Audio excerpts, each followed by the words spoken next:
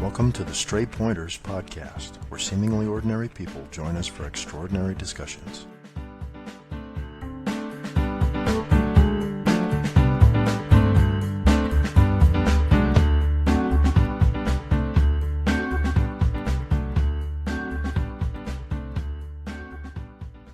You're listening to episode 10 of the Stray Pointers podcast.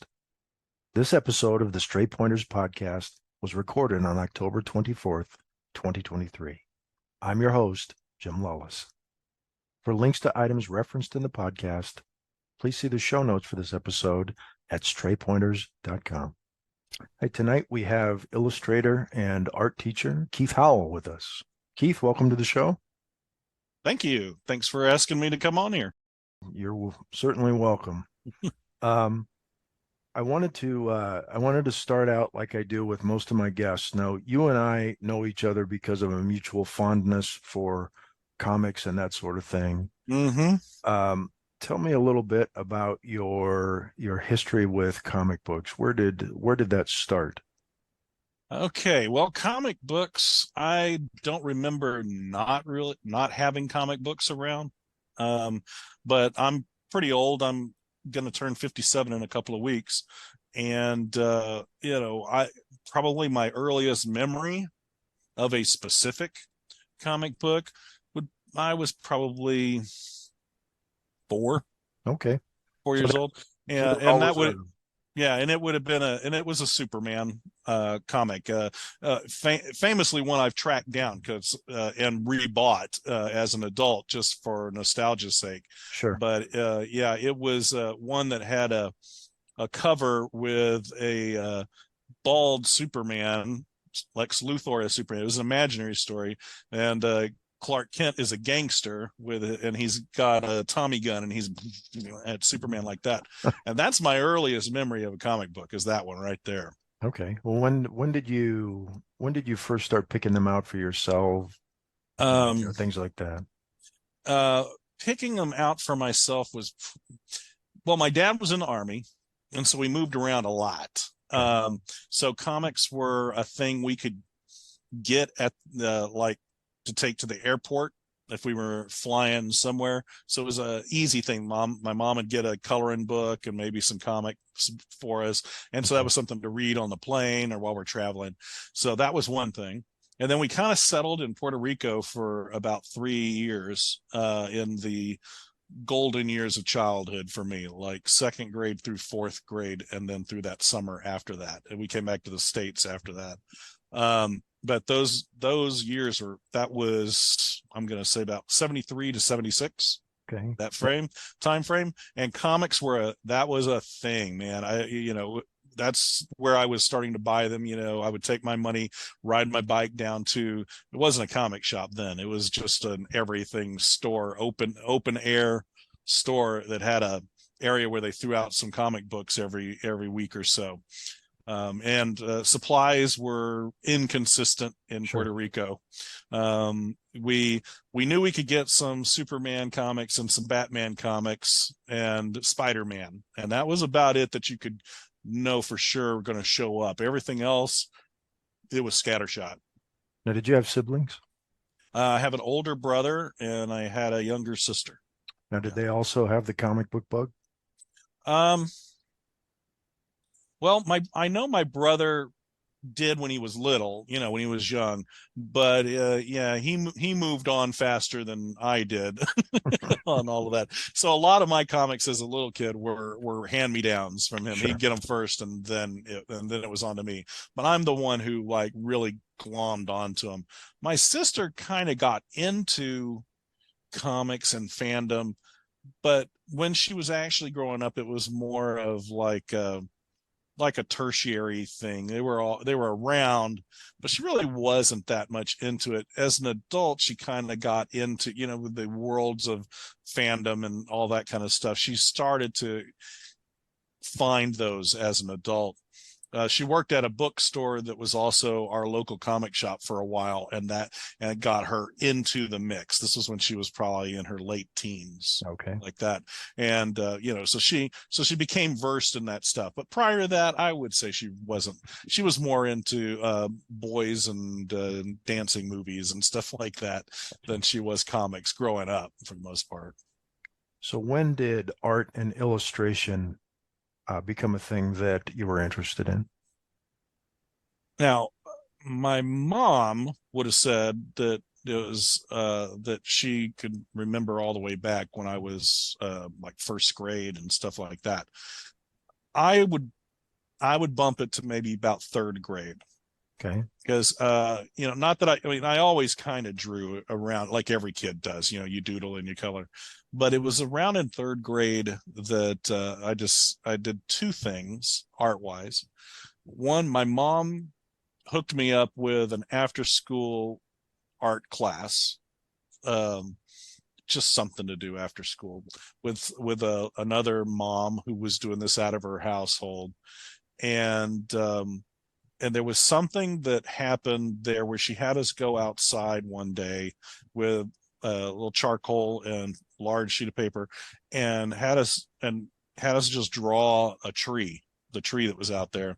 And she directed us, I'm third grade, she directed us to try to draw every little thing we could see.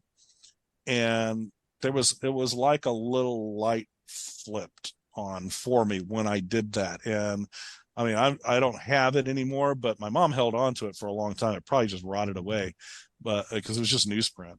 But I do just remember kind of getting in that zone and just filling this whole page. It was like, it just connected. I was like, that made sense to me, looking and drawing, looking and drawing.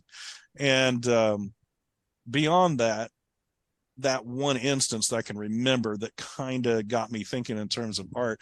I also spent a lot of time around that age and around like fourth grade when there were comic book covers I really liked. I started stealing my mom's carbon paper, and I would trace those things, and just to reproduce them exactly. I try to, but and you think, you're just tracing. Yeah, but it taught me a lot. Mm-hmm. It taught me a lot about proportion and how things interconnect. So yeah, there's some value to tracing. Not everybody can trace very well, but also just as a kid, there's value to copying and tracing, because you learn. As I learned later in college, it's how the old masters taught themselves. They'd plunk down and try to reproduce another artist's painting exactly.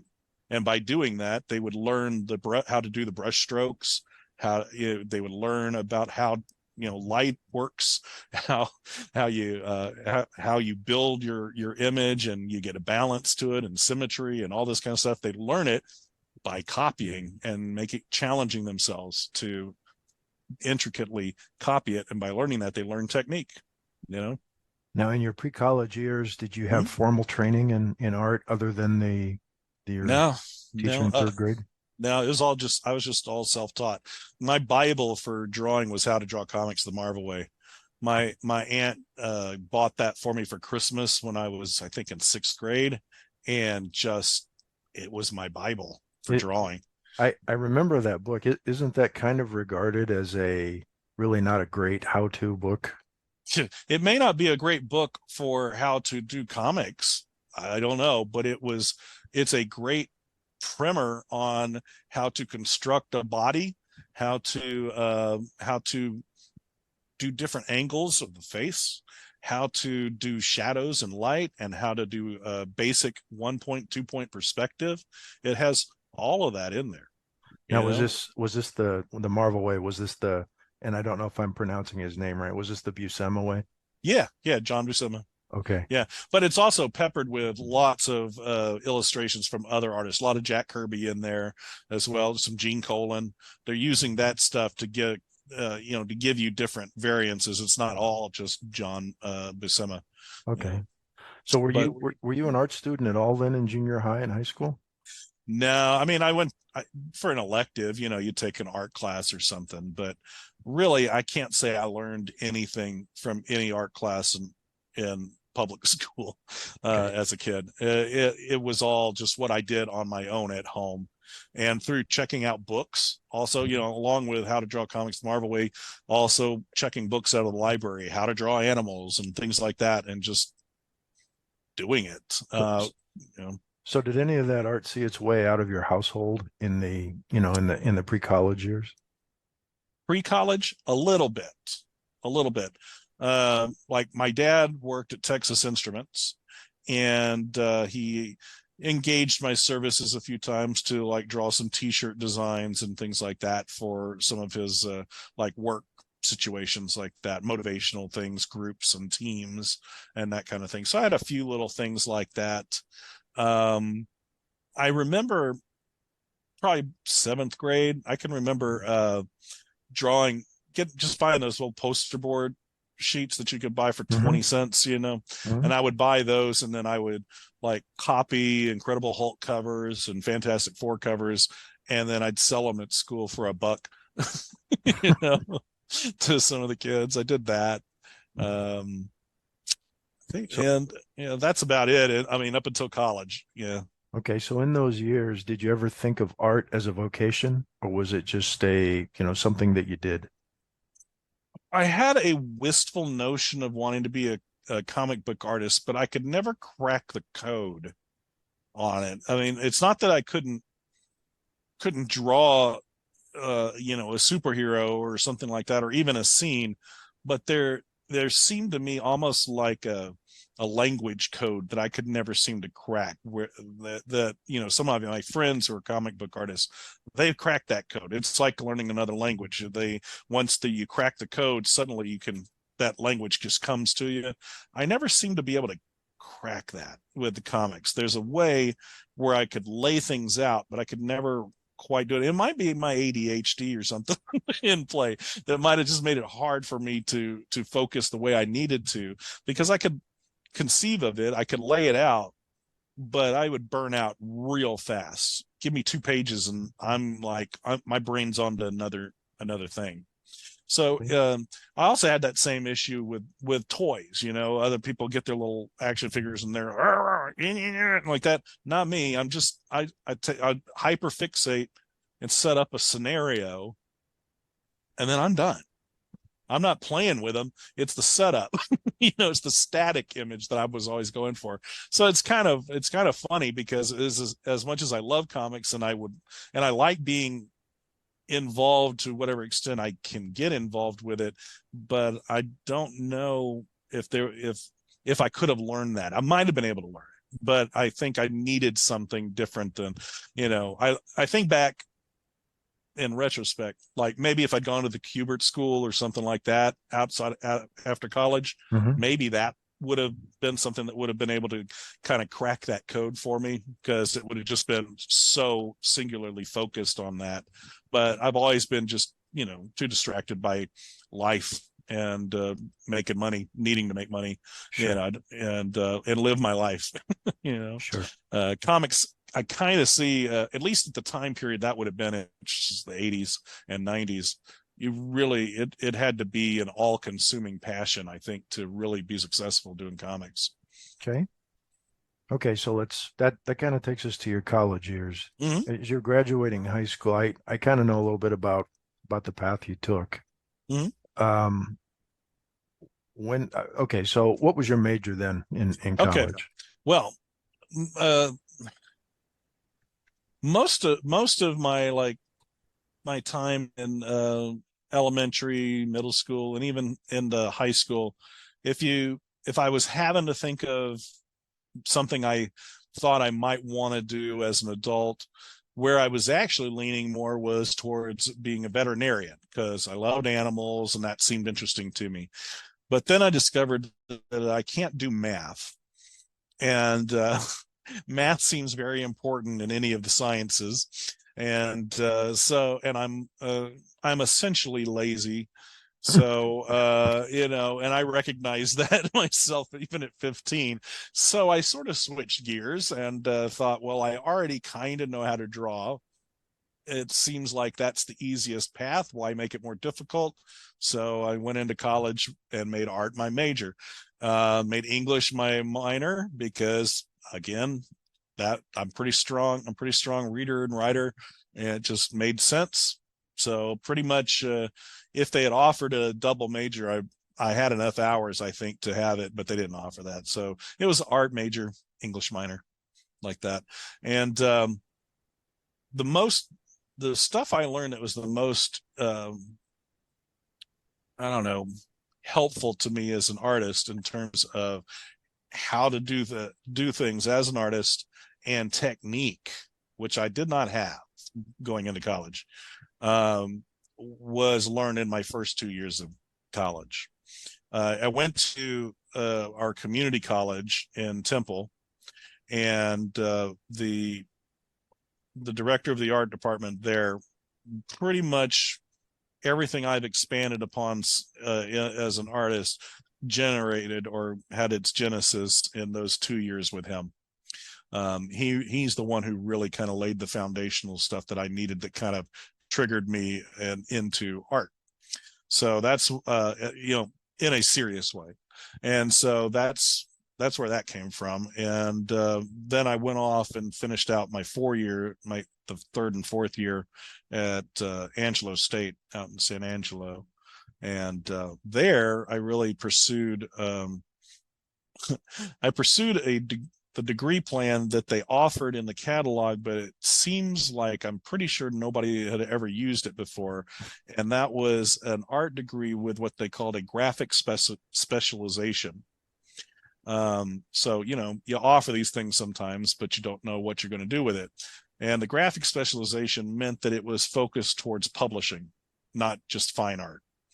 The entire art department was focused on fine art, which was not my thing. So I didn't really mesh well with the guys in charge of the art department. I did the classes I needed to do, but I never really developed, I don't think, strong relationships with them. And I just basically just did what I needed to do.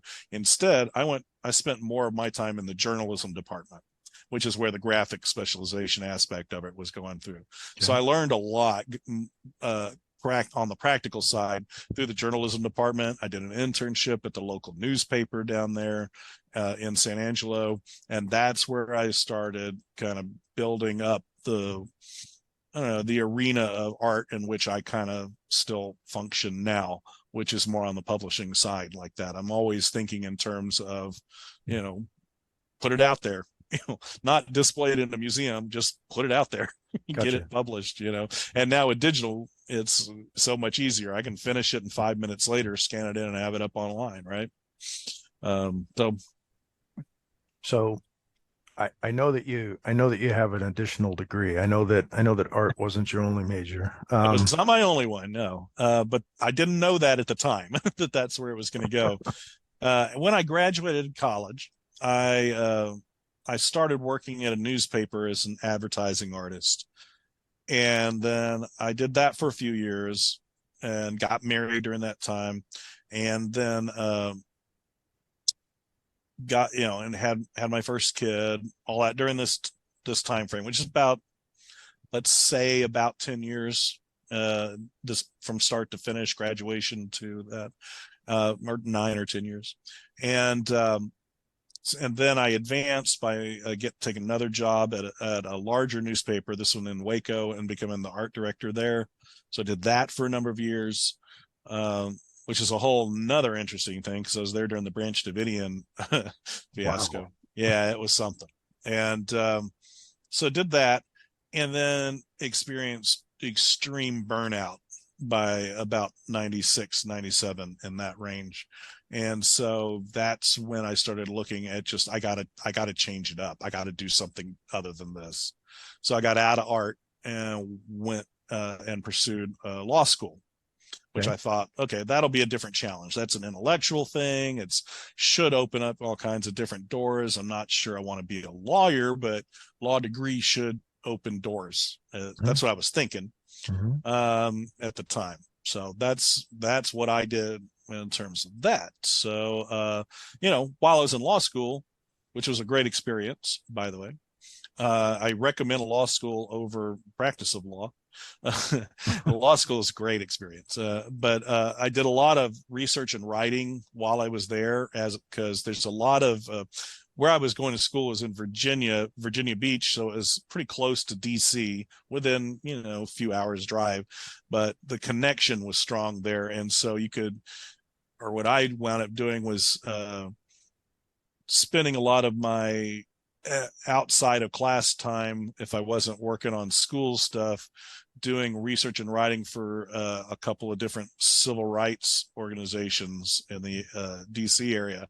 Okay. And that, because free labor from law students, right? Sure. And so that kind of set me up on a certain path, which is where I was heading towards, which was a think tank coming out of the Prison Fellowship organization in DC, and that kind of fell apart after law school. So I was left scrambling, finding some other things to fill that role. So, but I wound up post law school, or no, actually, let me back up. In law school, I still found opportunities to do art. It never left me. That was actually like where I did my first thing associated with Philip José Farmer, for example, which we may talk about later. Mm-hmm. But a few years before, when I had first gotten onto the internet, one of my favorite authors was Philip José Farmer, lived in Peoria, Illinois, and I knew that. And one of the first things I did was I went up and I looked up his address online, which, yeah, everything was on there then. There's a little bit more blocks now in place for that kind of stuff. But I got his address, so I drew a piece of fan art and I wrote him a letter and I sent it off to him, snail mail. Well, that 5 years later led to somebody from Phil's website reaching out to me and asking me if I might be interested in contributing to a cover that they needed for this thing they were putting out called Collecting Philip José Farmer. It's just a little handbook. Mm-hmm. So while I was in law school, yeah, I didn't have any kind of tools. I didn't have a Photoshop or anything like that, but I could get my hands on some colored pencils, and I just did a little thing on it with colored pencils and created that for them. And so that kept that little germ alive at the same time I was doing the law school stuff. I was also publishing a journal, a legal journal on my campus. So that also was keeping the publishing blood going on me. So after law school, when the think tank deal kind of went under because changing government and other things like that led to apparently the funding for this think tank dropping out, at least for that round. Okay. So I had to look in Texas, came on back home to Texas, and I wound up working for a data management company that does not exist anymore, but they were high-end data management, but also involved in a lot of legal case management as well. And so this company had a contract with the Navy, who was in the midst of a case that was weaving its way through the I want to say the Fifth Circuit Court of Appeals. I might be wrong on that, but it's one of the circuit courts that had to do with a union contract for workers who had spent many years deconstructing nuclear submarines when they've been decommissioned, that are packed full of asbestos. And so mesothelioma rampant through these guys, but there had been a break in the union contract where they hadn't signed the new contract, and the Navy was trying to avoid having to pay for the medical bills. Sure. Under the claim that there was no contract in place, so therefore there was no medical coverage in place under the union contract. So I was part of the team that was doing the research on all of that kind of stuff, and writing up the different arguments and different briefs that needed to go into the appellate court. So that's the main thing I was doing for a couple of years there. Eventually that thing fell through also, and then I wound up kind of doing some freelance researching and writing and stuff for a little bit.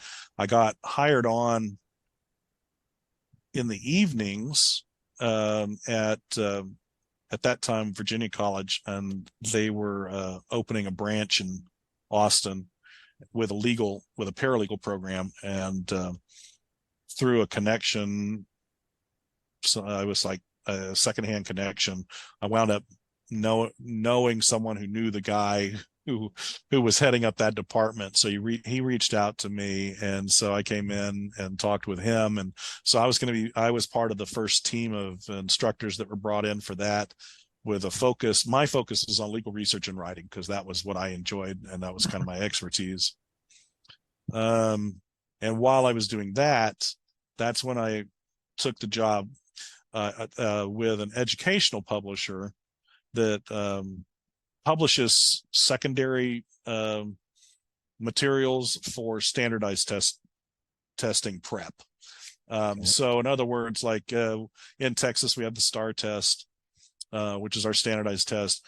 And this publisher we would take the time to rip apart the STAR test and create supplemental materials for every age and subject, every grade and subject matter, that would basically replicate the experience of taking the STAR test. Okay. So teachers could basically practice them on that, but also at the same time have instructional materials on how they can aggregate the data, see where they're coming in short, and we had instructional materials to then help them get the kids up to snuff on those types of things. So that's why I was brought in as a researcher and a writer and an editor, and I worked on a contract basis for about a year or more, like that, before we realized that they could also utilize me to do graphic design for them when they got to the point where they needed some artwork for the books. Mm-hmm.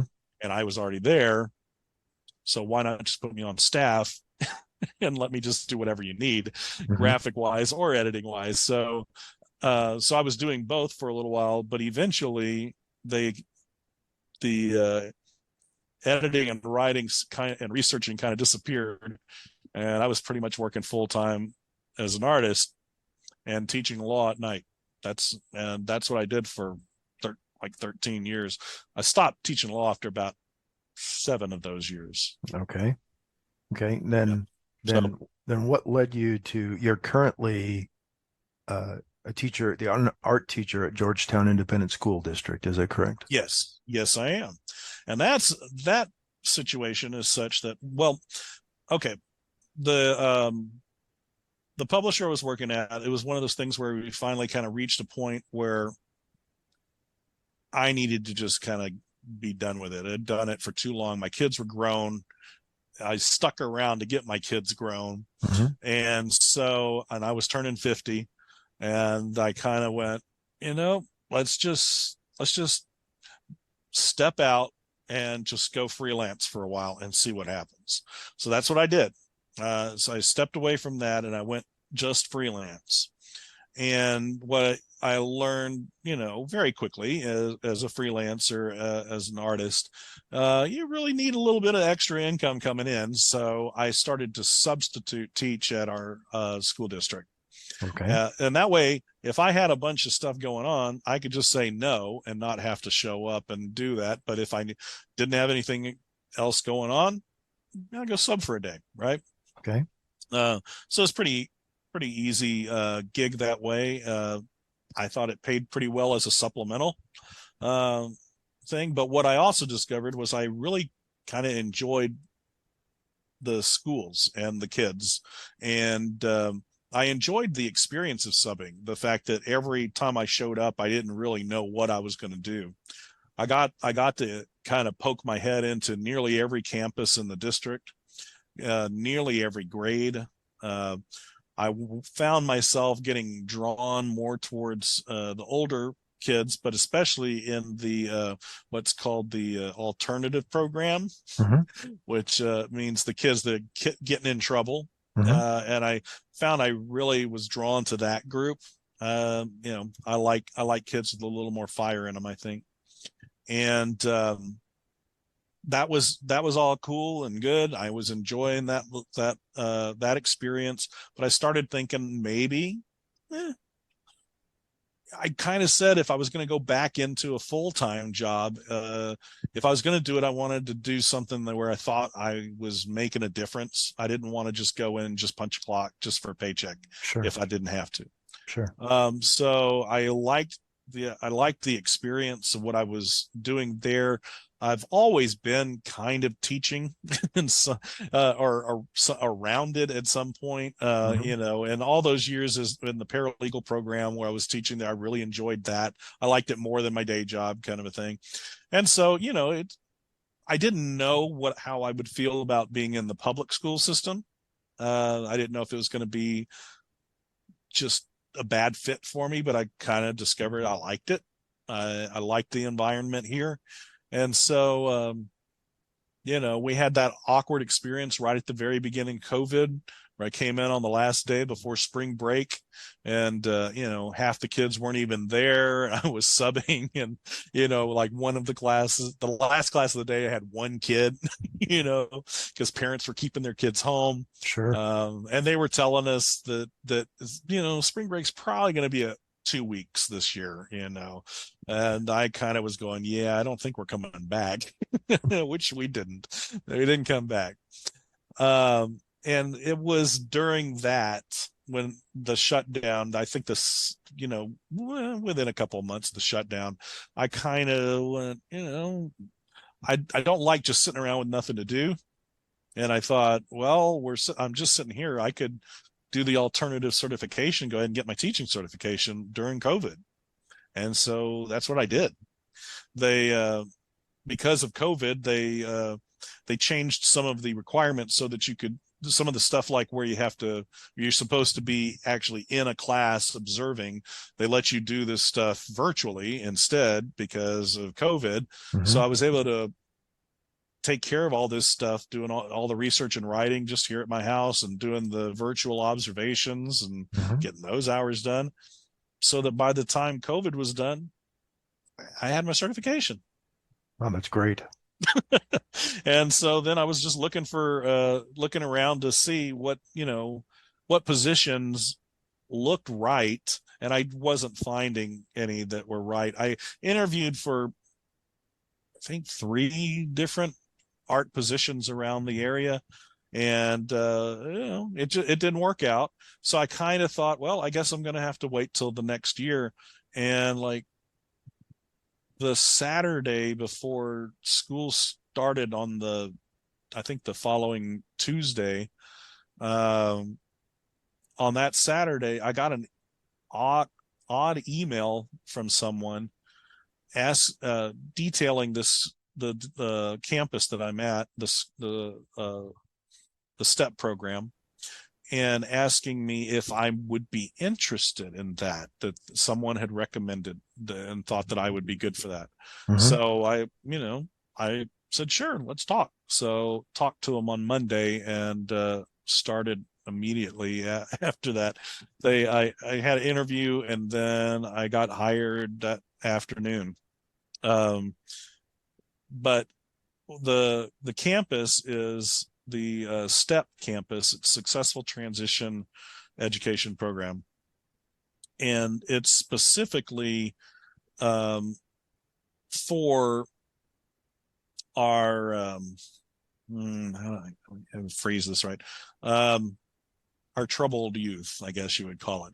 This Okay. is you have the alternative program, and this is one step above the alternative program. So if a kid like gets in trouble for a little bit of shenanigans, they might shunt them over to GAP, which is the alternative program, for a couple of weeks, and then they take them back to their campus. At STEP, we have 2 campuses in one because we're actually in the juvenile detention center for the county, and we have what was the first of its kind program in which our residential units on the secure side, and that means these are the kids that are in jail. Okay. They're on the secure side. And then we have a non-secure side, which is still pretty secure. But those are the kids that have gone through or bypassed the alternative program. So what they've done is gotten them into legal trouble, not just shenanigans. But they're not necessarily needing to get arrested and jailed. So a lot of them have ankle monitors, for example, or that type of thing. But they're not going back to their home campuses. But they come to us and we work with them. And we do a fully trauma-based and trauma-informed educational and behavioral program here. So I'm primarily or art teacher, but I also am an electives facilitator. So at the same time that I'm maybe in a classroom teaching art to some kids, I also may have a handful of other kids that are doing self-paced computer courses to recover some of the credits that they have lost previously and they're using that as an elective. So we're trying to get all of these kids up to snuff as best we can while they're in there for limited time, because if they come through the non-secure side, they may be in there for 14 days, 21 days, 30 days, 45 days, something like that. They're all going to be different. So there's a change that happens pretty regularly as they transition back to their home campus. And there's a lot of counseling that happens. As teachers, we are involved in the behavioral end on all these. Every student in here is not just being overseen academically, but they're also being overseen in a behavioral sense as well. Okay. We're working on identifying trauma triggers and things and dealing with that. We're helping, hopefully, the successful ones to learn new coping mechanisms so that they don't wind up back in the program. So we're trying to reduce recidivism, that sort of thing. They're trying to make it a positive and supportive environment, because we're limited by law in this program to like 8 to 10 students max in a classroom, whereas our school district, it may be in a classroom packed like sardines, 35 kids. It's easy to get lost in there. In our classes where we might have one day 3 kids in there, they get a lot of one-on-one attention, and I think it's been very beneficial. I've seen a lot of success rates on it. Our goal is usually to get them caught up and so that they can transition back to their home campus. There are some students that will need to be there until they're 18, and that it happens. And those students, we will take them and they can graduate, and this will be their home campus for that. And they'll have a diploma and finish out the program that way. Some of them will get a GED. It's that process of determining whether they're going to be GED or high school diploma is a complicated thing that involves the judge, and it involves their counselors, involves their parole officers or probation officers. It involves the principal and other people, the parents. And it's this whole process of trying to figure out what's the best thing for each one of these students. So yeah, one student, he might wind up, one resident may wind up going GED route. And, the guy he shares a pod with may be somebody who's going through the high school diploma route. They are not always, it's all customized for each one that way. And I really enjoy it. This was the perfect fit for me. And the way it all happened was just, the timing was just right. And it's probably the most fulfilling thing I've ever done. That's great in terms of jobs. So it's kind of interesting at this age to switch gears so dramatically, but I'm here for the duration now, I think. That's great to hear. Yeah. So during this time, you were, and when I say this time, I mean, you've graduated college, you've worked a few jobs. all the while you've still been involved in comics and fiction and pop culture fandom, yes? Sure. I mean, to whatever extent I could. I did growing up. I didn't have any friends in the circles that were like that. I mean, so I felt like isolated Mm-hmm. in terms of the things that I liked and enjoyed for the most part. Um, so the advent of the internet was a big thing for me. I found access to my tribe Sure. that I didn't have in the real world. I mean, people who are growing up now where nerd culture and stuff is so ubiquitous, Mm-hmm. it was not so in, say, 1993. Mm-hmm. Um, and so that was a big thing for me to discover, AOL or CompuServe or whatever, and the discussion threads and forums and all of that. And yeah, I just soaked that stuff up like a sponge. I couldn't get enough of it. I mean, that's how we met. I mean, you and me Sure. was, Yeah. but I, it was later, but it's still been like 20 plus years, I yeah. think. We were probably both thrown off the burn board at the same time. Yeah, Very yeah. likely. Well, I can say I didn't get thrown off. I walked away. Yeah. Yeah. I did too. I did Yeah. too. Before Some before I before angered that the emperor. exactly, because I knew where it was going, and so I just kind of had enough and walked away. But I know enough, many in our circles, they got banned. It was a different story. Yep. But I just got out of there before I got banned. But yeah, I think it goes all the way back. You were on the Magnus board, right? I was, yeah. Yeah, see, that And goes all the way back to 2001 for yeah, me. those if you go out to archive.org, if you go out to the Wayback Machine at archive.org, they have a bunch of those old pages at Magnus's site archived, and you can actually pull them up and see, the conversations weren't threaded or anything. It was just Right, yeah. like an old 80s bulletin board system Right. where you just kind of had to look for the same subjects. And Right. yeah, the usual suspects of our tribe that we sort of grew to hang with, they're all Right. there. Yeah, yeah. Yeah, That's so yeah. fun. It Yeah, was great stuff. Hey, but but you've taken particular interests in other areas outside comics. And I want to talk to you a little bit about the pulps okay. because I know you had just come back from a pulp fest not too long Yes. ago. Yes. Tell me a little bit about your interest in the pulps, Well, that's and probably perhaps you and I are the only ones listening to this that know what pulps are. oh. Could you tell both of my listeners what a pulp might be? Well, okay. Well, this is how I usually describe Pulp Fest to other people. Because they'll say, "What's Pulp Fest?" And I'll say, "Okay, well, you know what Comic-Con is?" And they'll go, "Oh yeah, yeah, yeah, I know what Comic-Con is." I said, "Well, this is way nerdier than that. It's way more niche than that."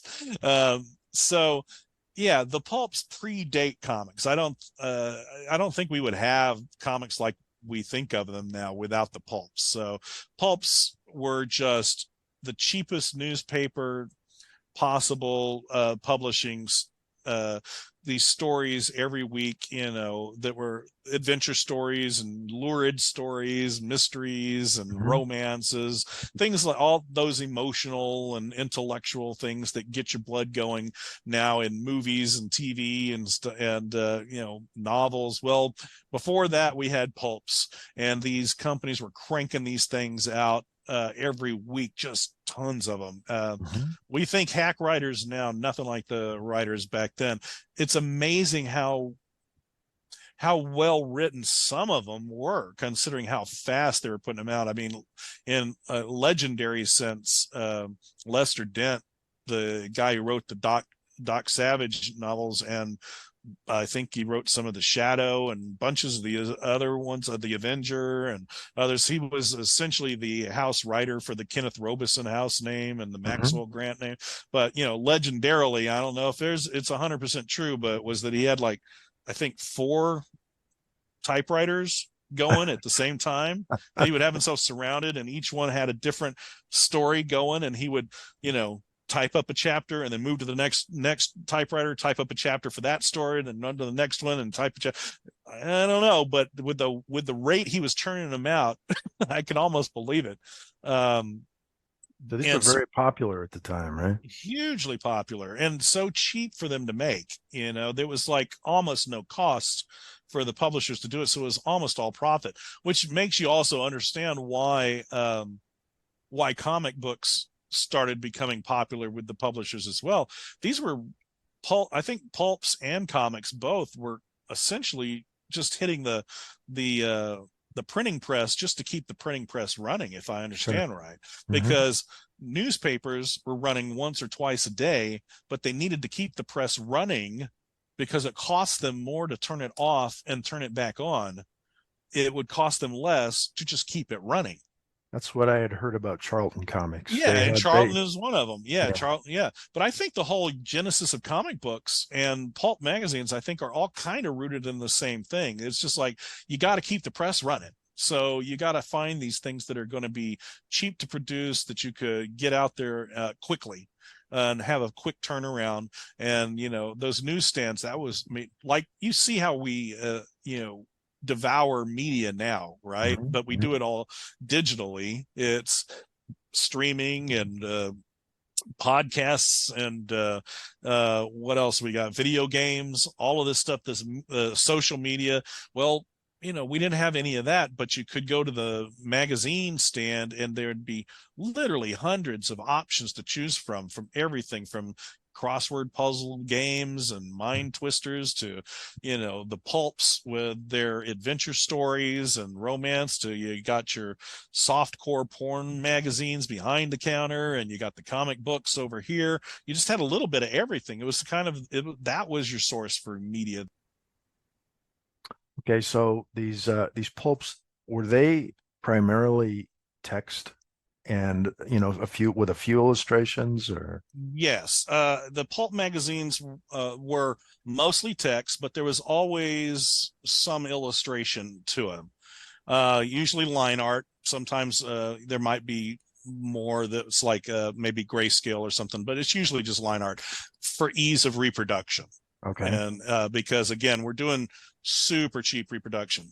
So where any kind of money that was really invested in a pulp magazine would have been for the very dramatic covers, where they would have painted covers like Okay. that. So they're very dramatic covers to get the attention of the people who are just browsing that magazine stand, Hmm. and to get their attention. And then if it looks exciting, maybe they'll spend that quarter or 10 cents or whatever to pick it up. Now, what caused the end of the pulps? Do you think comics had an impact on them? I think comics had a something of an impact on them, but I think the same thing that kind of led to a bit of the demise of comics in the 50s is probably similar to what just maybe took the pulps down as well, and that would be television. Oh, sure, you know, sure, I mean, access to your same type of lurid adventure stories on television for free, I sure. think started to get people. But I think pulps were a good companion piece at the time of the golden age of radio. I think a lot of the same characters, like the Shadow, started on the radio, became a pulp character in the pulp magazines. I think that's how that went. I think it Okay, started on radio, and it's like, and then they would do like occasionally adapt some of these things into some the movie serials, things like that, those weekly serials and things like sure. that. They were low budget, little quick things that were knocked out, Jungle Gym, stuff like that. But the greats, I think we had the Spider maybe as Sure. one of the old movie serials that came out of the pulps. I don't think we ever had a Doc Savage one though, which is kind of interesting, since Doc Savage was kind of the first of the bunch. He was like the Superman of pulps in that sense. Yeah, we had that Um, movie with Ron Ely in the 70s. and that's about it. And it didn't do so well. No, it wasn't great, but It we were wasn't great. we were Um, starved for superheroism on TV back then. So, well, and I was 9 years old when that came out, and I loved it yep. at 9. At 9, I loved it. I think it was probably maybe hard for some of these older guys at the time that were, already adults who were really looking Sure. forward to getting to see Doc Savage, and they got that, which was about for a 9-year-old. Sure. But it's So, not the worst. It's a cute little movie, but it doesn't really fully capture the spirit of Doc Savage and the Pulps. so tell me a little bit more then about Pulp Fest and your involvement there. Well, Pulp Fest has been going for 50 plus years now. So, it's my understanding is it's kind of bopped around to different locations over the years and has come dangerously close to almost not existing at times because it's gotten so small. Mm-hmm. But this goes back to my association with Philip José Farmer, how I got associated with what goes on at Pulp Fest. Back when Phil was still alive, and I had done some illustrations for one of his books that came out, and it was the best Philip José Farmer from Subterranean Press. That was it. And after that, there was a little bit of a growing through the online connections with a farmer fan base that was kind of starting to gel together. And the idea came that, hey, why don't we meet in Peoria and have kind of like a little meet and greet thing there where we can have a whole little weekend thing where we can talk and visit and trade and Sure. Mm-hmm. have dinner with Phil, go hang out and visit with him and his wife at their house, and it's this whole little thing. And they jokingly kind of called it FarmerCon, like that. And so yeah, I went and did that, and that was I've lost the year, maybe 2005, Okay. somewhere in that range. And that first event like that was so positive, and everybody liked it so much, it became an annual event. And Great. so we've been having farmer cons ever since, to some extent. Now, after Phil passed away in 2009, we had our memorial FarmerCon that year in Peoria. And then after that, the guys that are involved with that, with planning all of that, which would be like Michael Croteau and Win Scott Eckert, Paul Spiteri. Paul's from England, Wynn's in Colorado, Michael's, I think, in Georgia. And they all have been part of sort of the Farmer Brain Trust after Phil passed, helping preserve his works and continue some of them, finish out some unfinished works and things like that. And they're part of my friend circle as well. And Michael started Meteor House Press, which is primarily focused on farmer related materials. They've published some things that aren't directly related, but at least they're somewhat related through the whole Wool Newton mythology, which is farmer's idea of like intertwining all the different literary characters in fiction, Mm-hmm. right? Yep. Mm-hmm. And so with so they're involved with, they're the ones who kind of plan out the whole FarmerCon thing. And so they would be at different locations. And I didn't go to every one of these things. I might go every 5 years or so during that time frame, because it was expensive to fly wherever. But over time, they kind of discovered what areas were easier for people to get to, which weren't. And and they were struggling to grow it as an organ, with Phil gone. And there was a point where they they could speak to it more specifically, but a point where they made contact with the guys organizing Pulp Fest, because there's a similar connection there with Phil having written Doc Savage's Apocalyptic Life, which is the biography of Doc Savage, and Escape from Loki, which is Doc's first adventure as a young man, shows how he meets his team of 5 assistants. And Phil had also written an official Tarzan novel with Tarzan in the Dark Heart of Time. So, and Tarzan's a part of that whole pulp, world as well, having originated in the pulps before being published as a novel. And so there's that connection there with Farmer. And so they connected with Pulp Fest guys and like, hey, what if we partnered up? We just became like a little subset at your Pulp Fest. You can have Pulp Fest and have FarmerCon at Pulp Fest.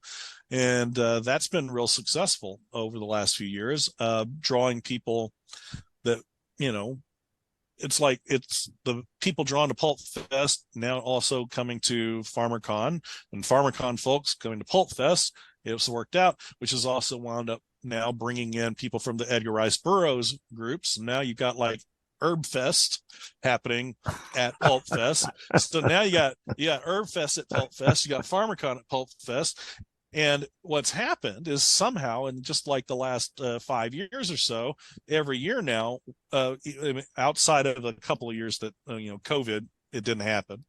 But let's say the couple of years before COVID and now the years after the COVID shutdown, Pulp Fest attendance has been boom, boom, boom, boom, boom, boom, boom. It's growing. So this last year, or this year's Pulp Fest, I believe they said, was the highest attendance that they've ever had. Wow. And so they're very pleased with that. And now where they're meeting is actually in a suburb of Pittsburgh, the Cranberry Mars area there. And anyway, it is not Comic-Con. It is a much older clientele. We're talking pulps. So yeah, one of the biggest concerns about the pulp industry and the pulp fandom is the dying fan base. They're all getting so old and they're passing on, and we're not building the new fan base behind them. Sure. So that's one of the concerns at Pulp Fest, and one of the big upsides of Pulp Fest is it also has spurred on what we call the modern pulps, which are a number of smaller publishing houses that are continuing the tradition of pulps with original novels and original characters and scenarios that are now showing up at Pulp Fest, and they're presenting their wares, and these are younger people. And they're bringing new perspectives. It's diversifying, it's broadening that base. And I think that's partly why the numbers are starting to grow. FarmerCon, again, we're expanding out from Farmer's world and the pulp world within Farmer's continuity, and continuing to expand in those areas. Edgar Rice Burroughs Publishing is now expanding Edgar Rice Burroughs canon and mythology as well, picking up and writing new in continuity canon Tarzan novels and John Carter novels and things like that are continuing in canon, which matters to the fans out there, that this is official stuff and not just a fan story. Right. Sure. And the Tarzan book that they just published last year, Tarzan Battle for Pellucidar, kick-started, I think, this for me and a lot of others out there when Scott Eckert was commissioned to write that, and it really resets the Tarzan table for the modern day in a lot of ways, and without negating anything that's gone in the past. It's very much everything that's gone before still happened, but it really starts this process of moving it forward. So it's because kind of up till now, Edgar Rice Burroughs books kind of time-wise just sort of stopped progressing after he died. So they're all kind of stuck they've been kind of stuck in the 50s, and so you've Sure. got movies and TV and all that kind of stuff, and comics and other things trying to do anything. But in terms of any new Tarzan works or related works, not a lot that's been out there that's been officially canonized. So that's where the benefit of this, by bringing Tarzan kind of into a semblance of moving forward, you get a real I don't know, it gives a real energy to it. And then the next one that's coming is Korak at the Earth's core. So you're picking up with Tarzan's son, and so this one's coming out I think next year. Okay. And so there's beyond that, there's also been new John Carter novels and the Venus novels, and they've introduced a new character, Victory Harbin, who's a young mixed race girl, and she's the lead in her own novel, and that's also kind of a whole new interesting spin and adventure within the Edgar Rice Burroughs universe. So that kind of stuff, that is where Pulp Fest becomes really important, and bringing those stories to people and giving people the opportunity to find out about them first of all, because if you're not just in these little isolated Edgar Rice Burroughs fan sites, you're not going to probably know about these things. Mm-hmm. But if you wind up at Pulp Fest, you get exposed to all this kind of stuff. There's not cosplay and all that kind of stuff happening, not really at Pulp Fest, but you do get some pretty good authors that pop in occasionally. We've had Joe Lansdale in there a few years ago, and there's a nice range of folks that are there. Jim Steranko was there this year, and set himself up as a dealer, which is Really? interesting. Yeah. So he was there not just as a guest, but also as a dealer. Dude's a pulp dealer, man. And Wow. he's got a lot of books out there, and he's a character, as you know. Yes, Uh, I've heard. but yeah, yeah, he's something. But I'm just saying, Pulp Fest, I find it fun, but the most fun part of Pulp Fest is what happens in the evening when everybody just gathers around in the building and just passes the time with each other, just talking. That's great. Yeah. So what does the future hold for Keith Howell? What does the future hold? Well, I got a grandkid coming in about a month, so Wow, that's congrats. so that's gonna change everything here. That will make things very different. So I've got that on the horizon, right around the corner, actually. Right now, I am primarily focused on my teaching. Mm-hmm.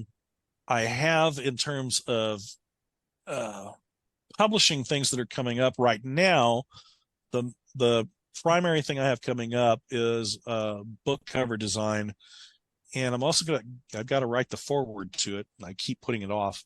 It's for the Crossovers Expanded Chronology book, Volume 3, and where that comes into play. Crossovers is like a reference book. It's couple inches thick, and it is a detailed I'll almost call like an atlas or encyclopedia that takes you through how all of these different shows and things have crossovers that interconnect them.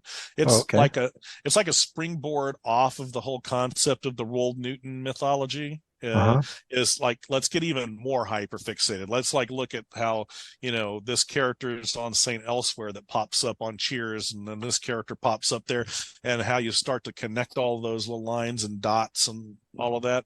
Well, Crossovers is the book for people who really enjoy that. It's with an appendix where you can look it up and find everything, but you can also just go alphabetically through it, and then the determinations are going to be whether this is part of the normal crossover universe, which is CU, which means things that don't contradict each other. so they can coexist in Okay. fiction, right? Versus the crossovers expanded universes, which may be alternate universes and things like that. And so you wind up having to interconnect those. And so, yeah, this is that whole brain game, right? It's I, the I what would never have guessed that there would yeah. be a market for something like Oh, this. there is such a market, and it's the thing that kids used when we would just sit around, and just BS together as kids, if or even as adults, right, about comic books and things like that. I think it goes back to um, the old adage or the old cliche of the kids arguing about who would win in a fight between the Thing and the Hulk, right? Sure. I mean, it's kind of those sorts of things, but it would be like a crossovers example for comics might be somebody looking at the Death of Captain Marvel graphic novel that Marvel published, and on the page where he's actually having the funeral, if you look carefully, you'll see that Jim Starlin added Superman and Batman into the background, right? So in a crossover mindset, you go, oh, Superman and Batman coexist in the universe in which Captain Marvel dies in the Death of Captain Marvel. And then you might go, so maybe maybe that universe is the universe where Spider-Man and Superman met in the Spider-Man versus Superman magazine in the 1976, right? Because they shared a universe. There was none of this universe hopping stuff, no Mhm. multiverse at the time, right? And so you might go like that, and then you just start going down these rabbit trails of trying to connect. Well, how could this happen and this happen? And you start just interconnecting all of these things. Are you a And are you a Walt Simonson fan? oh yeah, yeah, Okay, so love Walt Disney. so in Simonson's Manhunter, there was an episode where he's in a cathedral. I think it was Cathedral Perilous was the episode title, Uh, and he was fighting some of the clones, and there was a little boy with his parents on vacation at this cathedral. Little boy's in a cowboy suit with toy guns, and his name was Nico.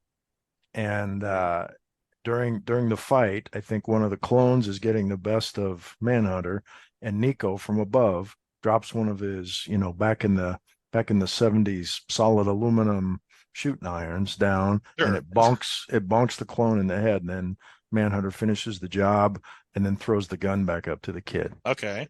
In 82, in Thor, you see Nico and his parents.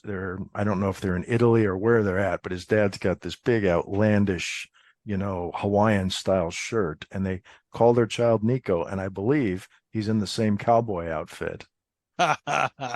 And There you and go. and well, that and another thing I was going to call to your attention in that same run, if you remember, Thor can't turn back into Don Blake, Right. so he needs a disguise. He's Sigurd Jarlson, but they're Right. going to know it's Thor. So Fury hands him some glasses to put on. He says, "Hey, put these on. Nobody will know it's you." And he runs smack dab into Clark Kent when that happens. I don't remember that. It's been so long since I've read those. Yep. Yeah, I had that's just hilarious. I had just seen that this week, so that's what came to Well, mind. I'll bet you if I go look at the original crossovers volume 1, I'll bet you that one's in there. It probably is. Look it up. Yeah, there's also you might remember in Marvel's the Alex Ross Mark Waid Mhm. series. Mhm. There's a couple of panels where in issue 1 that was set back in the 1940s, where you can see clearly Clark Kent and Lois Lane are a Okay, part of the press sure. entourage that is there for the Human Torch exhibition, I believe. Oh, okay. Yeah, That's yeah, very interesting. yeah, yeah. Yeah, yeah. In Iron Fist, there was an Iron Fist revival. It's been years ago now, but there was the contest in the Seven Cities Hmm. that he had to go represent. There were multiple cities like Kunlun, and he had to go represent Kunlun in this big fight. Well, one of the fighters was called. His name was spelled Aman, and it's basically the Amazing Man. from, I don't know, the Huh. 30s or 40s or wherever that was Yeah, from. yeah, yeah, yeah. And yeah, there were a few hints there that this was him. That as I recall, he existed in kind of a mist form or something like that. But I think there were a couple of shout outs like that in that series. Hmm. Yeah, Amazing Man. If I remember right, they would have been able to use him. He would have been public domain, Hmm. so they could have just gone ahead and incorporated him. I think they wanted to be clever, Yeah, so they yeah. did it Well, that way. Hey, well, Keith, it's been great having you on here. Is there any sure. parting thoughts? Um, no. Although Crossovers Volume 3 should be out uh by next year. I don't know if it's going to be out by Christmas this year. I guess it depends on how quickly they can get the turnaround, but I think that was their original target date. But Meteor House Press is where you go for those things. Okay. Yeah, Okay. Well, meteorhousepress.com if you want to see that. If you want to see anything that I publicize, which I do not publicize near enough, but my profchallenger.com website is where okay. you can find all my links and things. Okay. I will have those links in the show notes for this episode. Sure So, enough. all right. Thanks again for being on. I appreciate your time. Sure. I'd like to thank Keith again for his time tonight. I hope you all enjoyed the show. Let's do this again soon. Take care.